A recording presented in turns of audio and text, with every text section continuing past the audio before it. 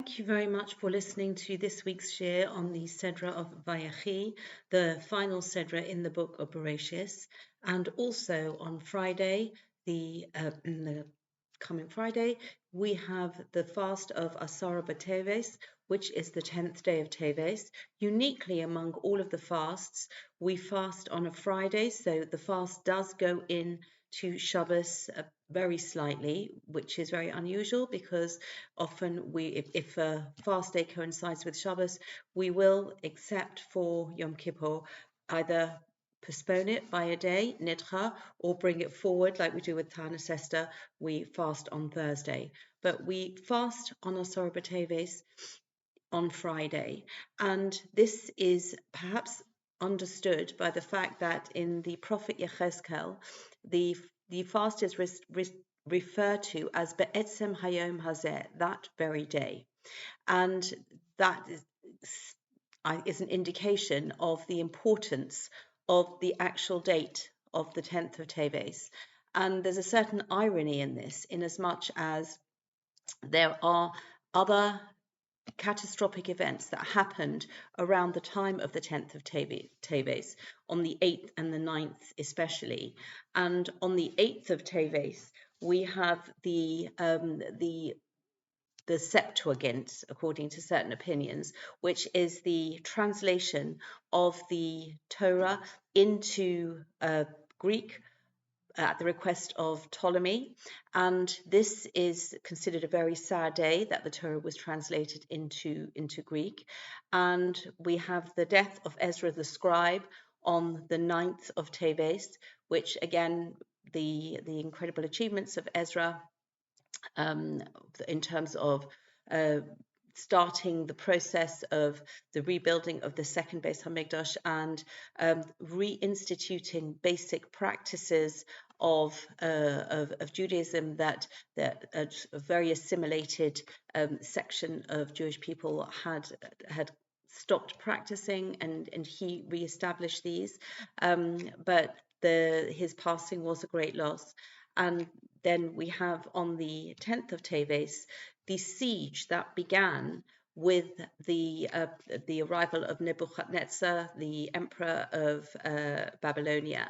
And although the actual destruction of the temple happened sometime later, the siege was considered the beginning of the whole chain of events that would culminate in the destruction of the temple. And so for this reason, that we are sort of homing in on the 10th on one hand, we're also remembering the tragedies that happened in the build up to the 10th, and understanding that sometimes the beginning of a process, although this may seem that you at the time you don't realize it, which is so often the case with disasters, we'll look back and we'll only then realize when it all started. At the time we were either distracted or we acclimatized to gradual changes, like the frog in the boiling pot of water. But we have to be able to pinpoint the start of the catastrophe, and this was Asara B'Teves. It is also a day of a Kaddish Klali, a general day of Kaddish for all the victims who perished in the Shoah, and the dates and places of their demise are not known. And anybody in that tragic situation will say Kaddish on Asara B'Teves. And this is something, this concept of being unaware at the time when things started to go wrong is something that we actually find in this week's Sedra. And although the idea that I want to develop is the idea of Yosef Hatzadik being the bridge from exile to redemption, the beginning of the Sedra of Vayechi, which follows on from last week's Sedra of Vayigash, is completely unique. And I'm going to put my finger to show you in the Tikkun. So where my finger is, I'll just try to steady it says Vayechi. And this is the beginning of the Sedra of Vayechi. and there is no gap whatsoever. Actually, no, that's not quite true. There is just the gap of a letter, the gap that we normally find between words. So it's a solid block of text. With every other Sedra in the Chumash will either begin after a midline break or after an end of line break. And so Vayechi is completely unique. This is just an example of an end of line break, a break that goes to the end of the line. As a bar mitzvah boy, one of my sons actually has his bar mitzvah Sedra of Vayigash, and he had to know when to stop because there was no obvious marking that would show him that the Sedra had finished, and then the word Vayechi, just one letter gap later, was actually the beginning of a new Sedra.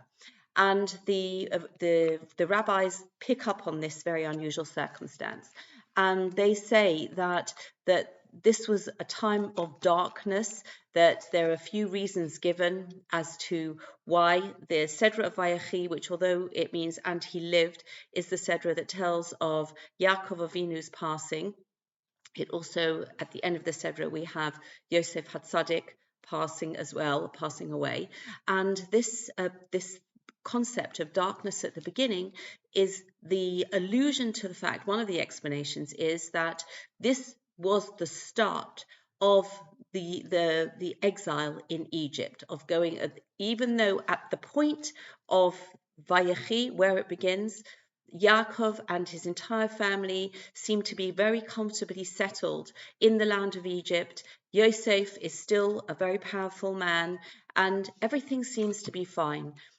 And I think this is a message that we see repeated over and over again in history.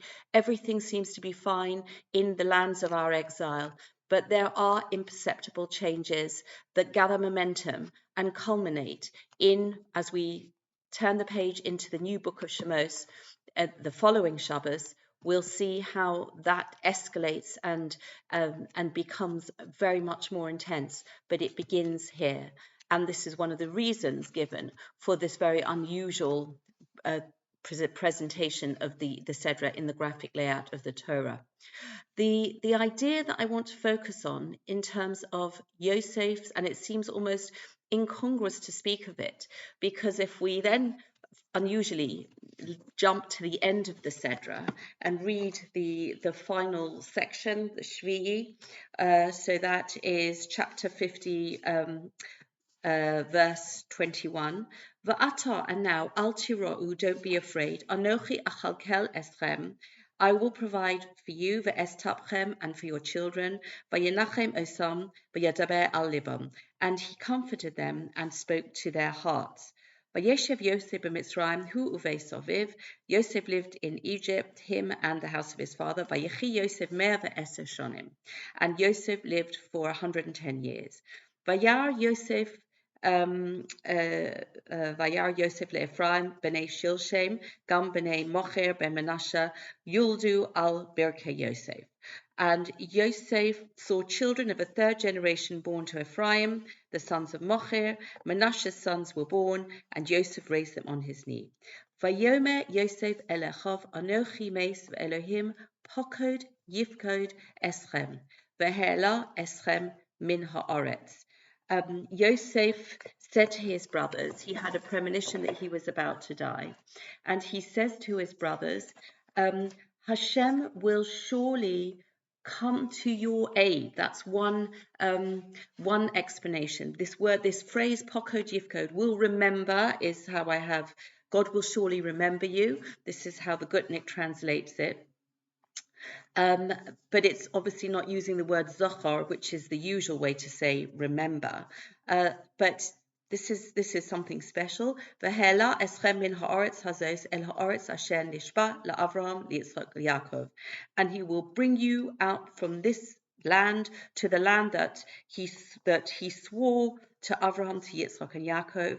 Vayashba Yosef es bnei Yisrael lema, and Yosef made the children of Israel swear, saying, Pokod yifkod Elohim eschem, God will surely come to your aid. V'halisem atzmosai mizeh, and you should then take my bones out of here. Vayomos Yosef ben Mea ve'eser shonim, and Yosef died 110 years. Vayachantu oso, and they embalmed him. Vayisem ba'aron b'Mitzrayim, and he was placed into a coffin in Egypt. And we have this very definite sounding picture presented to us that Yosef is in Egypt. He has been on his passing embalmed in an Egyptian manner, put into a coffin into the Nile and in Egypt. And this is something that sounds so final and definite. Yet, with the request to his brothers that they should take him out when it's time for the children of Israel to be released, to be redeemed by Hashem, this is a message of hope that Yosef Hatzadik is on the one hand representing Egypt, representing the Jewish residency in Egypt. Yet on the other hand, he, by the fact that he is not asking to be buried immediately in the land of Israel, he seems to be, to all intents and purposes, very much in the Egyptian way, buried in the land of Egypt. Yet he is making this very, very solemn request and oath. He is making his brothers swear that they will take his bones when it is time for the redemption. And this phrase, this unusual phrase, this untranslatable phrase, pokod yifkod, Hashem will surely remember you. Hashem will surely come to your aid. Again, this is a message of hope. And there is a medrash that talks about this whole concept that describes how the Moshe Rabbeinu, when it's time to take the children of Israel out, everybody else is looking for the gold and silver that they were promised, but Moshe Rabbeinu is looking. This is a medrash from Devarim Rabbah, which I'm going to read out. Israel's redemption had come. Moshe circled the city and toiled for 3 days and 3 nights to find Yosef's coffin, because the nation of Israel could not leave Egypt without Yosef. Why? Because he had made them swear on oath before his death. As the verse states, Yosef made the children of Israel swear, saying, these were the verses I just read out. When Moshe grew exhausted from the search, a noble woman met him. She said, "Come with me and I will show you where it is." She led him to the river. She said, "In this place the magicians and wizards made a coffin of 500 talents and threw it into the river. They said to Pharaoh, 'Do you want this nation never to leave? If they do not find Yosef's bones, they will never be able to leave.'"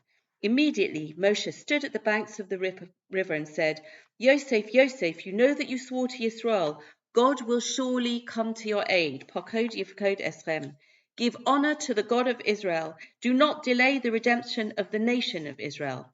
Ask your Creator for mercy and rise from the depths." Immediately, Yosef's coffin began to bubble and rise from the depths of a single reed. Moshe took it and put it on his shoulders. This is the Medrash in Devarim Rabbah 11:7. And I think that we can really look at this scene, we can look at these events, and we can see how Yosef Hatzadik is, on the one hand, the beginning of the descent into Egypt, yet on the other hand, a message of firm belief in the redemption. And this is something that we can continue to absorb from Yosef Hatzadik as we have followed his incredible life story and the twists and turns and ups and downs that somebody would try so hard to make up and wouldn't be able to come close. This was the fact of Yosef Hatzadik's life, and this is the message that he continues to impart to us. And I think we're going to dedicate this learning to all of the hostages. May they be speedily released and safely, and all of the soldiers in the IDF, may they be safe and successful in everything that they are doing to protect, with God's help, the people of Israel and the land of Israel. And the words that we say at the end of this Sedra, as we finish the book of Bereshis, we say, Chazak, Chazak, v'nis chazek. Be strong, and let us be strengthened. We remember the lessons and messages of Asara B'Teves. We learn from Yosef's life and Yosef's passing. And in this way, we draw the threads together and we ask Hashem for that strength, that miraculous strength that has enabled us to survive and will enable us to continue our survival against the odds. Please God, we should all hear good news, and wishing everybody Shabbat Shalom.